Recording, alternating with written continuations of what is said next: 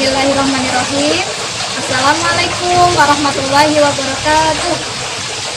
Yang saya hormati dosen penguji uji kinerja dan guru pamong. Perkenalkan, nama saya Anita Wijaya, salah satu mahasiswa PPG Daljab 2021 Pendidikan Ekonomi dari Universitas Negeri Medan. Saya adalah salah satu guru mata pelajaran ekonomi di Madrasah Aliyah Nurul Ulum Munjungan. Dalam praktik uji kinerja kali ini, saya mengambil materi kertas kerja atau neraca lajur dengan pendekatan pencatatan. Terima kasih. Wassalamualaikum warahmatullahi wabarakatuh.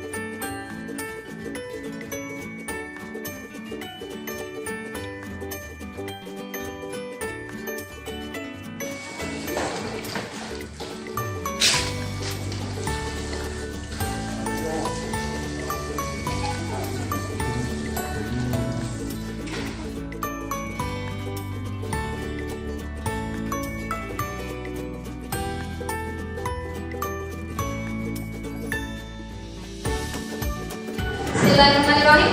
Assalamualaikum warahmatullahi wabarakatuh.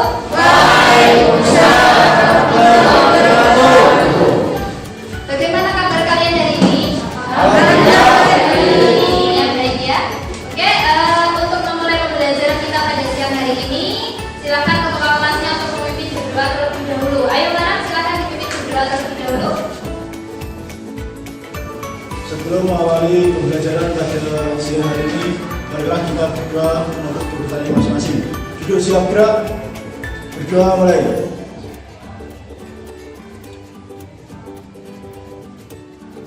Berdoa selesai.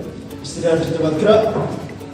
Sudah, Bu? Oke, Bu Anita akan mengecek kehadiran kalian terlebih dahulu. Barangkali ada yang tidak masuk. Abdul Manan? Hadir. Ahmad Sahrul? Hadir. Amiruddin? Hadir. Dinar? Erlin? Kasinta?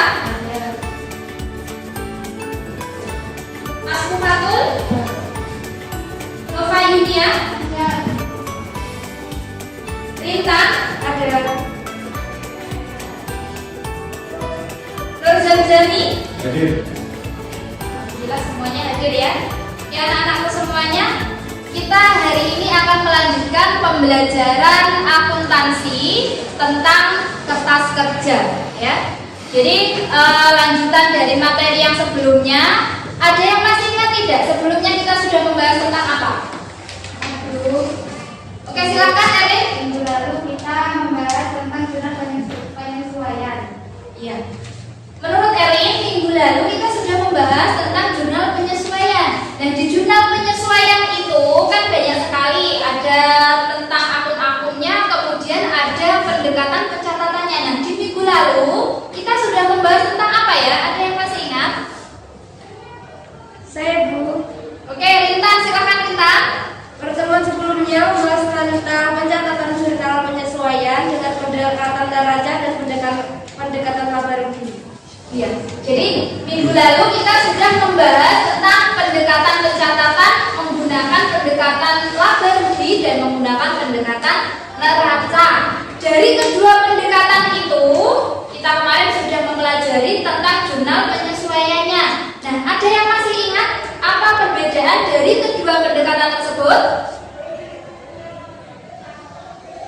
Alias silakan. Jawab kondisi menjawab Bu. Ya, silakan. Pendekatan neraca yang dicatat adalah akun real, sedangkan pendekatan laboratorium yang dicatat akun nominal. Iya. Jadi perbedaan dari kedua pendekatan tersebut, kalau pendekatan laboratorium itu yang dicatat pada transaksi adalah akun-akun nominalnya. Jadi langsung mencatat. Tapi kalau menggunakan pendekatan neraca itu yang diakui dalam transaksi itu adalah akun-akun realnya. Jadi seperti itu. Terus kemudian dari jurnal penyesuaian itu nanti kita akan lanjutkan ke pengerjaan kertas kerja. Ketika di neraca saldonya dan jurnal penyesuaiannya itu sudah menggunakan pendekatan laboratorium, maka di kertas kerjanya juga harus menggunakan pendekatan laboratorium. Dan kalau di neraca saldo dan jurnal penyesuaiannya itu menggunakan pendekatan neraca, maka di kertas kerjanya itu juga harus menggunakan pendekatan neraca, gitu ya. Tapi anak-anak, sebenarnya kertas kerja itu bukan hal yang utama di dalam siklus akuntansi. Akan tetapi kegunaannya itu juga sangat penting bagi akuntan ketika dia akan menyusun laporan keuangan. Jadi di perusahaan besar kertas kerja itu dipakai. Tapi kalau di perusahaan yang masih kecil-kecil saja, yang transaksinya belum banyak itu belum dipakai. Gitu ya. Ada yang kenal tokoh ini? Ada. Jack Ma, ada yang kenal ya? Hidupmu akan berubah ketika kebiasaanmu berubah. Gitu ya. Jadi di proses kertas kerja ini meskipun keberadaannya itu bukan hal yang utama, akan tetapi ketika kita melewati proses demi proses dengan baik dalam kehidupan kita, itu juga akan berhasil baik. Jadi ketika kita menyusun kertas kerja ini dengan baik, melewati proses demi prosesnya dengan baik, seorang akuntan akan menghasilkan laporan keuangan yang jauh dari kesalahan karena bisa diteliti melalui kertas kerjanya, gitu ya. Dan dari pembelajaran kita hari ini, Bu Anita berharap setelah selesainya proses ini kalian bisa menjelaskan definisi kertas kerja dan kalian bisa membedakan jenis-jenis kertas kerja karena banyak sekali kertas kerja yang kita pelajari nanti dari jenis-jenisnya. Kemudian kalian bisa mengklasifikasi pendekatan pencatatan kertas kerja atau neraca lajur. Terus kalian bisa menganalisis pendekatan pencatatan kertas kerja atau neraca lajur dan kalian bisa membuat, nah ini yang penting, kalian bisa membuat kertas kerja dan bisa menyajikan kertas kerja tersebut. Dan perlu kalian ingat, KKM kita itu 70. Bu Anita berharap dalam proses pembelajaran kali ini minimal kalian bisa mencapai KKM. Itu ya anak-anak ya. Dan dalam proses pembelajaran kita hari ini kita akan menggunakan problem based learning. Jadi nanti Bu Anita akan menampilkan terlebih dahulu tentang dua neraca saldo yang itu berbeda pencatatannya. Dari situ nanti kalian amati dan kalian analisis permasalahan apa yang muncul di dalam kedua neraca saldo tersebut, gitu ya. Dan kemudian nanti kalian juga akan Bu Anita bagi ke dalam 4 kelompok. Jadi nanti silakan menyelesaikan LKPD dan permasalahan yang kalian temui itu di dalam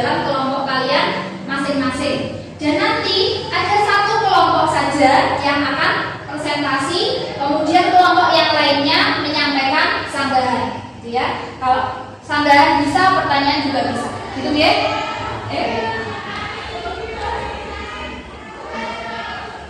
Ruang lingkup pembelajaran kita pada siang hari ini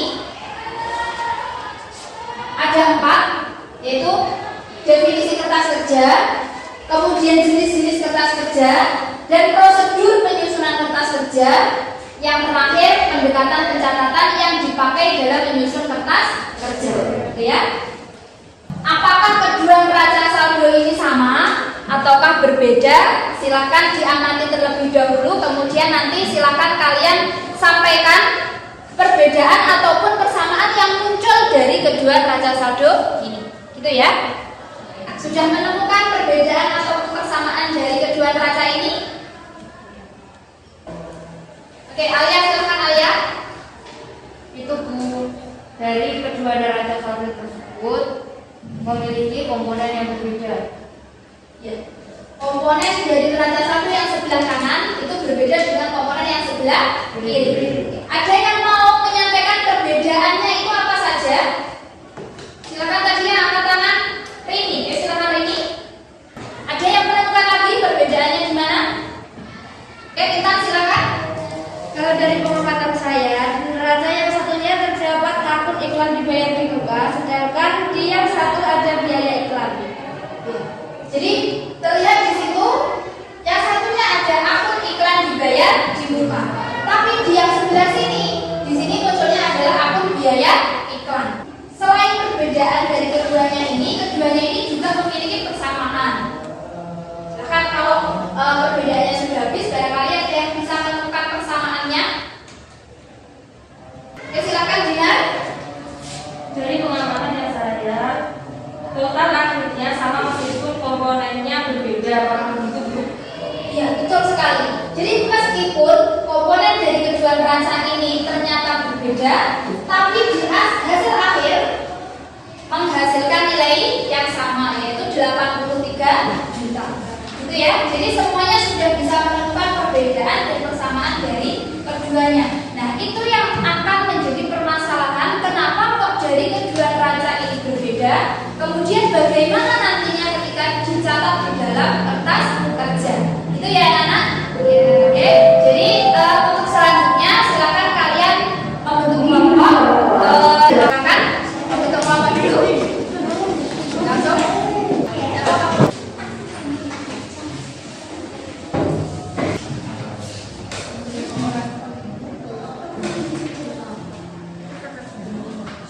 Oke, sebelum Bu Anita menyampaikan ke LKPD, silakan kalian simak dulu. Di sini ada video tentang pengerjaan kertas kerja. Ya, jadi kertas kerja atau neraca lajur itu berfungsi sebagai alat bantu di dalam menyusun laporan keuangan. Kertas kerja ini dibuatnya pada akhir periode akuntansi. Jadi kertas kerja. Nah, tujuannya ini bisa memudahkan dalam menyusun laporan keuangan, dan ini adalah jenis-jenis neraca lajur atau kertas kerja. Bagaimana cara penyusunannya?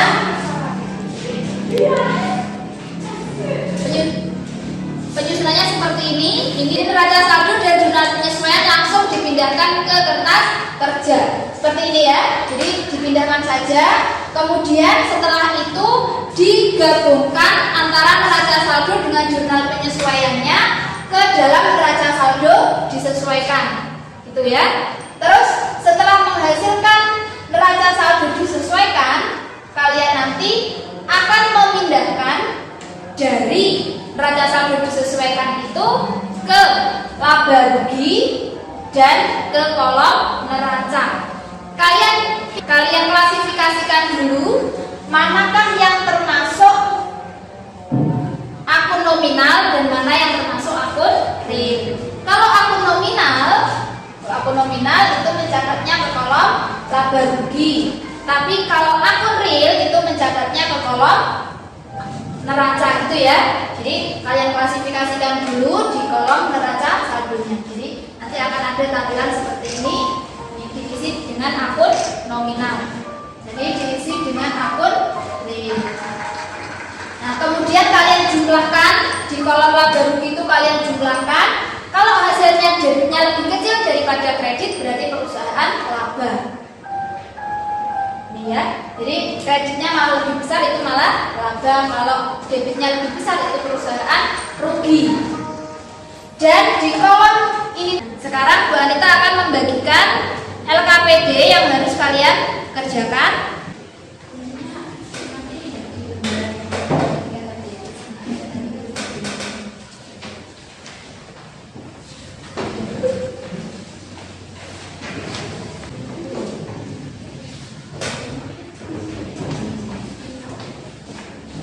Oke, jadi semuanya sudah menerima LKPD? Sudah ya. Nah, kalau semuanya sudah menerima LKPD, untuk bisa mengerjakan itu, kalian bisa mengambil materi ajar di dalam learning. Jadi tadi Bu Anita sudah mengirimkan bahan ajarnya ke learning. Jadi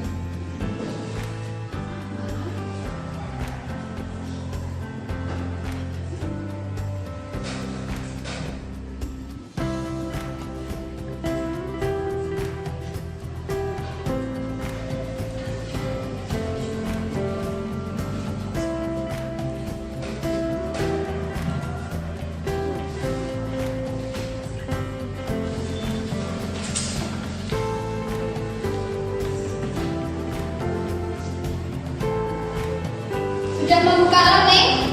Sudah.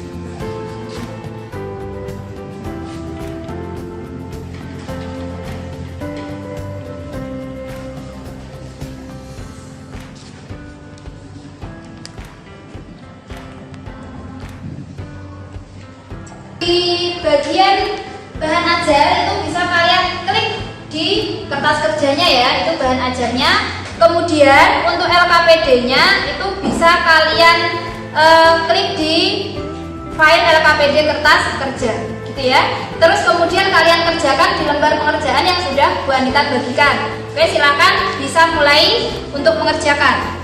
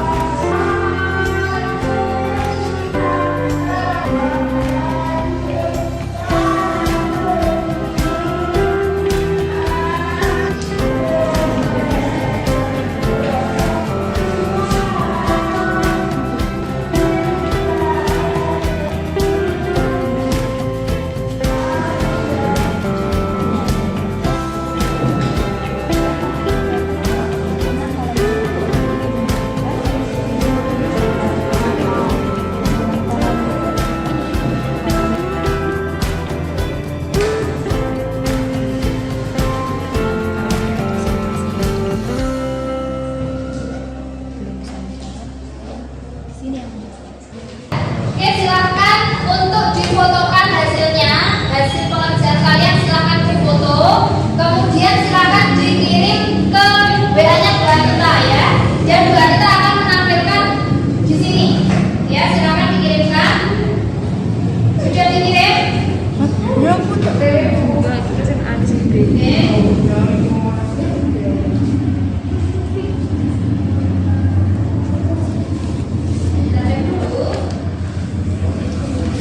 Silakan Kak Sinta.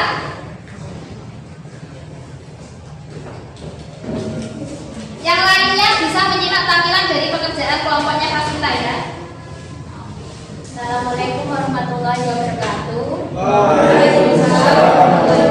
Jika transaksinya di neraca saldo itu 1, jadi kita hanya memasukkan ke dalam neraca yang disesuaikan, tidak perlu ditambahkan atau dikurangi. Terus kalau ada 2 transaksi dan salah satu di transaksi di jurnal penyesuaian, contohnya di kredit itu kita mau dikurangi, contohnya pertama CK itu dikurangi 2.150.000 dikurangi 650, jadi hasilnya 1.500.000. Kalau di debit contoh dikurangi dan mendapat selisih 4 juta, kemudian kita kurangi dan mendapat selisih 4.450.000.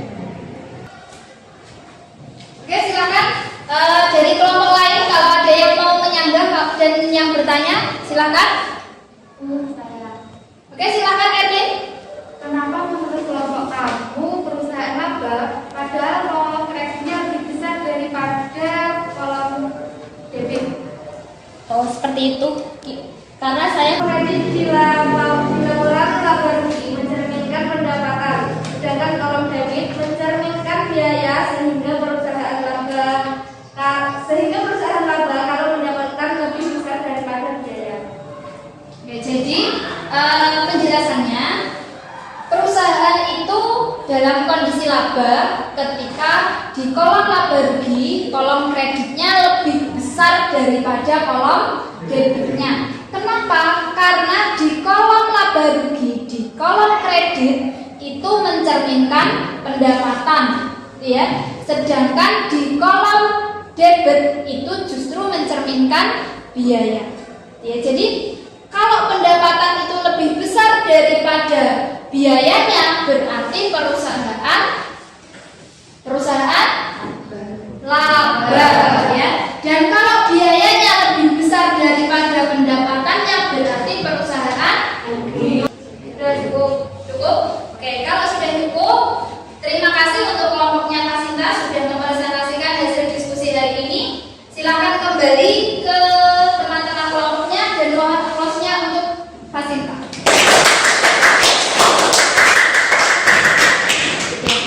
Jadi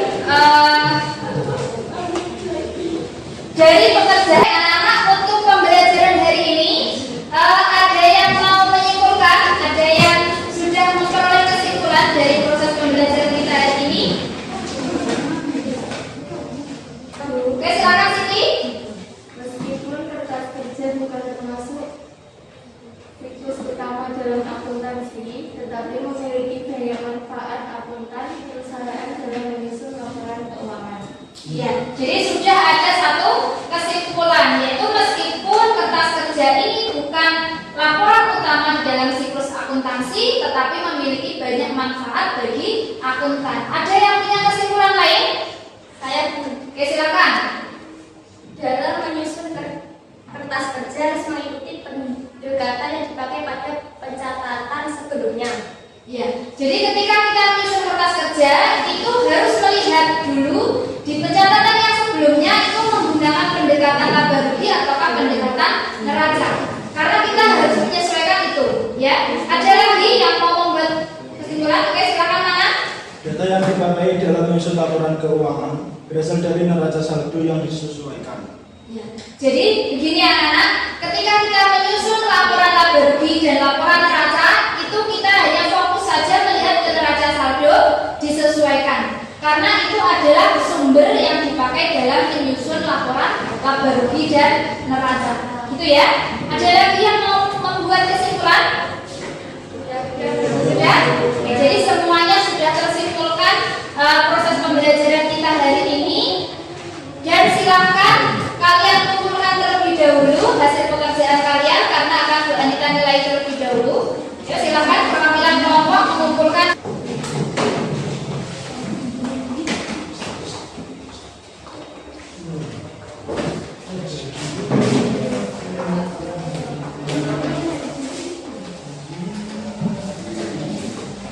Sudah semuanya? Sudah dilakukan? Oke, kita koreksi dulu.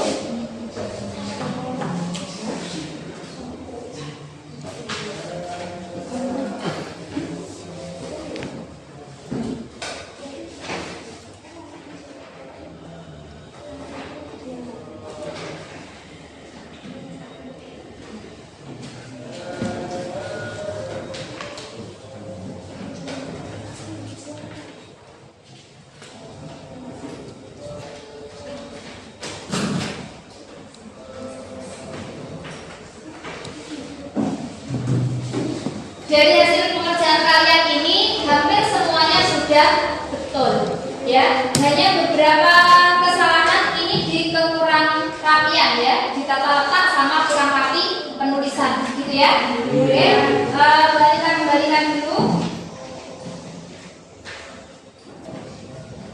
Dan untuk tugasnya, untuk tugas di rumah, silakan kalian pelajari tentang laporan keuangan, ya. Jadi minggu depan kita akan membahas tentang laporan keuangan dan melanjutkan materi kelas kerja ini. Dan kalian pelajari dulu supaya nanti ketika kita membahas tentang laporan keuangan itu kalian sudah lebih siap, gitu ya. Oke.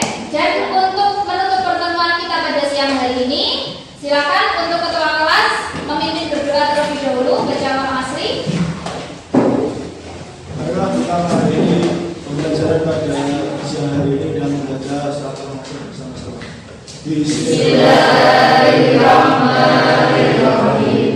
Wal 'ashri innal insana lafi khusrin illa alladziina aamanu wa 'amilus sholihati wa tawassaw bil haqqi wa tawassaw bis sabr.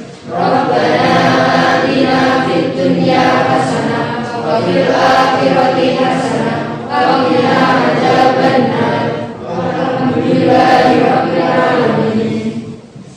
Ya, alhamdulillahirrahmanirrahim. Pembelajaran kita pada siang hari ini selesai dengan baik. Mudah-mudahan apa yang kalian pelajari pada hari ini bermanfaat untuk kedepannya.